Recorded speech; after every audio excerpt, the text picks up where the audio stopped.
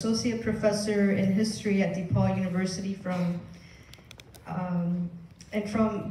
the historian perspective, he created important historical documents on the March 10 movement by conducting extensive interviews with the key leaders and contributed them to the Latino Chicago Oral History Project at the Center for Latino Research at DePaul University. Also, following Juan, we will have Maya Peña, who is founder of El Basement,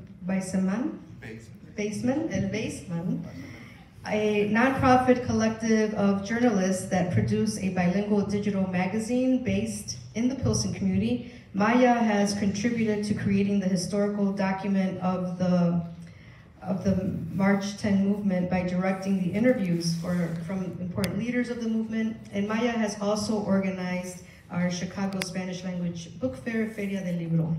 Welcome, Maya and Juan. Nice warm applause, please.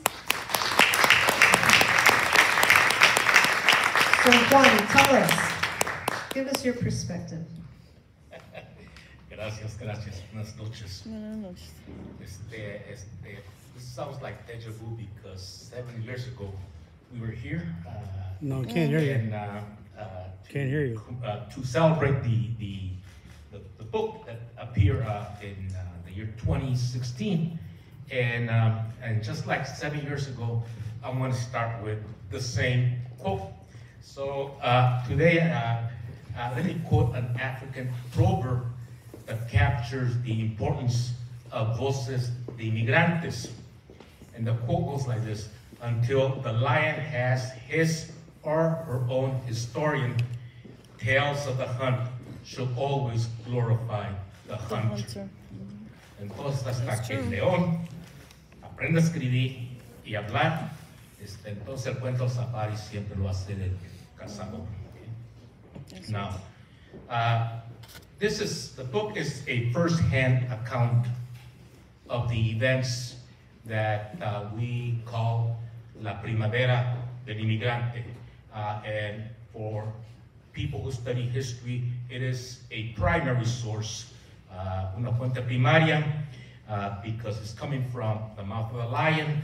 It is written by them, and it is their interpretation of the events, the accounts. Beginning, let's say, for future historians, La Primavera, Voces de Inmigrante, future historians will have to deal with this book. And the reason for that is that there's no other work available. Es el único. And I say future historians and scholars because present-day scholars and historians have not written on this national event that impacted the nation and mobilized millions of people.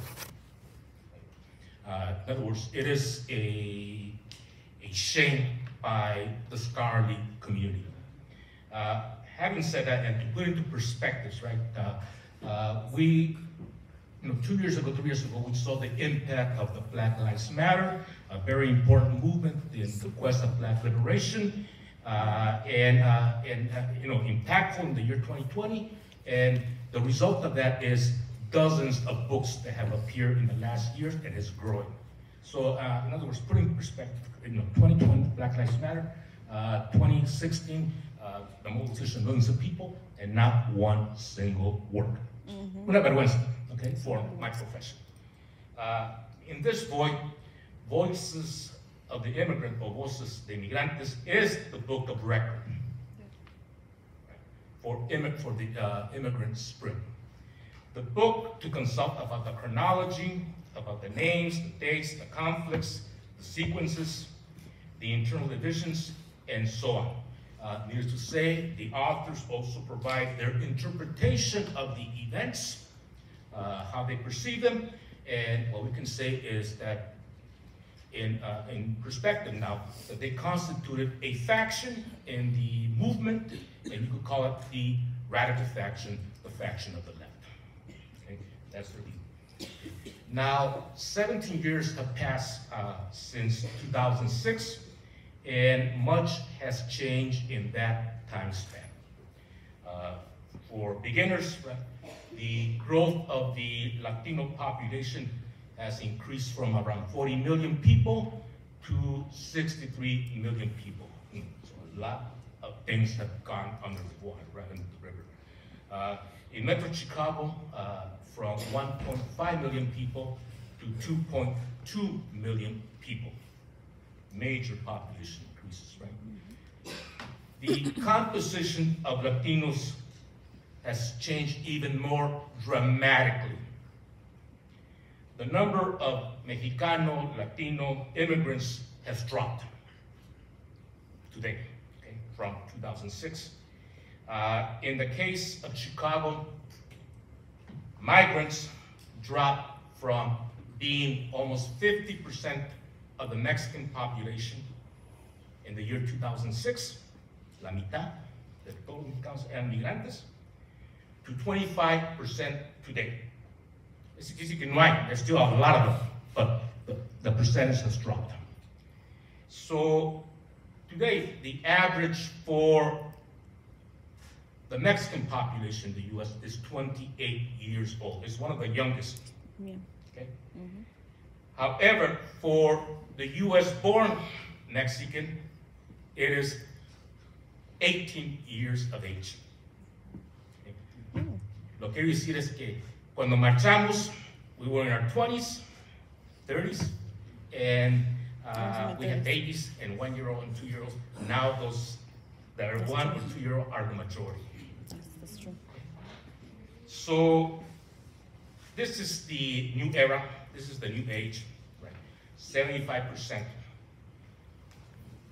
of the population is US born and very young. And for that, it is important, right, that we recognize and give importance to the historical meaning of La Primavera del Inmigrante.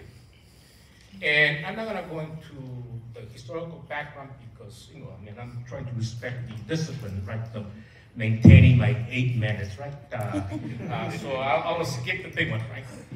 And I'll say that in 3 years, we will be commemorating the 20th anniversary of this event. And it's really up to us, right, to memorialize, give a significance to La Primavera del Inmigrante of the year 2006, to give it its meaning, its historical significance. It is our duty, it is our obligation to assume ownership of 2006 because it is orphaned right now and nobody's doing much about it, right?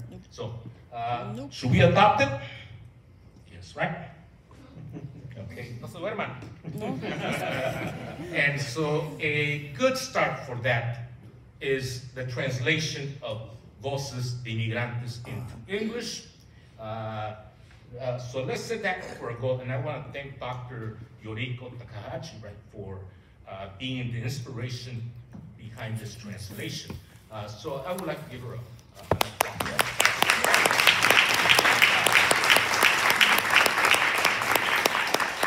We need to also create the archive, right, the oral histories, the photography, the films that were taken on the filming of the event, the paraphernalia, and all those things that constitute the archive. We need to have other voces de inmigrantes also, to accompany the original one. More books. We need to memorialize the event.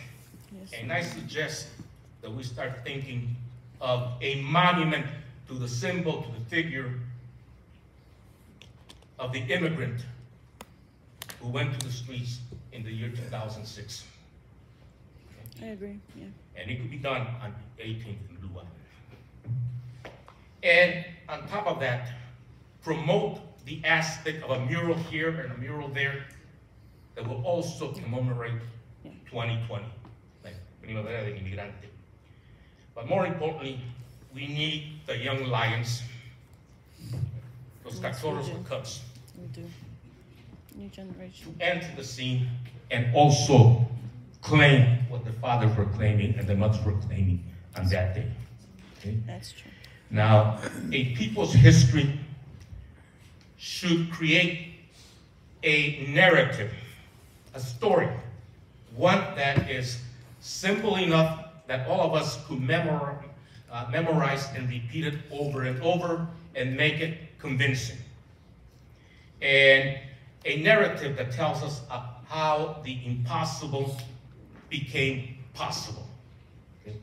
How the impossible became possible. And it could start, right, by the way we described it in the original leaflet. And it went like this. At the end of 2005, the House of Representatives passed the Sensenbrenner bill, which would have been the harshest piece of immigration legislation in the history of this country. Latinos and other immigrant communities banded together and responded by moving the struggle in defense of the immigrant from the halls of power into the streets. Sure. In doing so, they defeated the Sensenbrenner bill. This national mass movement of millions originated in Chicago and was baptized the Immigrant Spring. In other words, the story of how the impossible became possible. Right? A story that we can repeat over and over. I mean, it could be done in different words, but it is the story of the David's versus the Goliath. Okay? As a way of recapturing that moment, that event, and its historical importance to the history of our communities. Now, this narrative should begin with the opening sentence. Y yo soy educado, pues digo, con su permiso, pero venimos a marchar, porque ya basta con tus insultos, tus amenazas, tus acosos, tu terror, tu maltrato y humillaciones cotidianas, porque siempre, ¿no?, las condiciones que llevan a la movilización de gente es el coraje que se incorpora, ¿no?, a través de los insultos cotidianos de cada día. Sabemos todos que la economía y todo eso son factores, pero el insulto es lo que nos encabrona, ¿no? Cabrones, Okay, yeah. thank you. And then something. Thank you so much.